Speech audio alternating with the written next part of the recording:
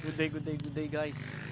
Pagkita ko sa inyo yung aming bakuran dito sa Biskaya. So ito, meron tayong mga pananim pero hindi pa siya namumunga ulit.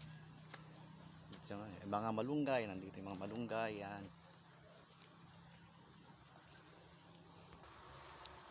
Tapos ito, meron din tayong kalamansi. Mga bunga na siya. Maraming bunga. Ayan, makikita nyo.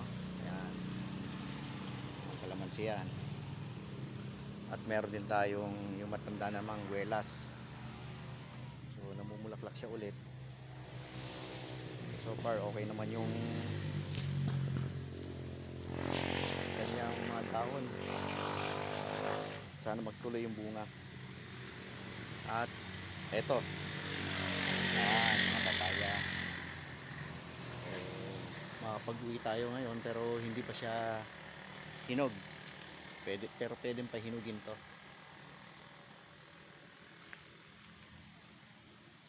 Ayan, mga malunggay. So hindi pa siya, wala siyang gaanong bunga ngayon mga pananim dito dahil nga kay Pipito. Nadali ni Pipito noon. So dito naman may mga pako pero konti lang yung makukuhang pako. Pang-agahan lang to mga to. Dito ayan, kita yung pispan, natuyo na yung pispan. Yung rambutan lumaki na kaya lang wala pang bunga ulit. So mga kamote, mga mahilig sa kamote dyan, shout out sa inyo. Kaya lang konti lang yung matatalbos dahil nga medyo tagtuyot ngayon. So ito yung magandang klase ng langka kaya lang naputol nung kay Pipito.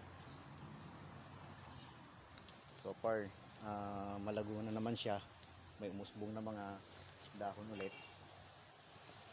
So ito yung mga nyog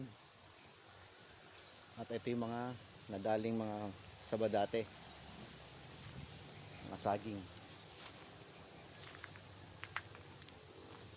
So ngayon wala tayong maaaning saging kahit puso man lang sana dahil nga dati nung sa bagyo nagtumbahan itong mga to, naputol. Kung malalago na naman sila, siguro sa susunod na pag-uwi natin ay may maaani tayo. Etong nyug naman may maaani kaya lang sobrang taas naman na. Medyo alam nyo na nagkakaedad tayo so hindi tayo basta-basta umaakyat na rin. Dito siguro makapag-uwi tayo ng konting buko, pang sariling ano lang kain, sariling pag-inom ng buko, okay na. So yun guys, pinasyal ko lang kayo saglit.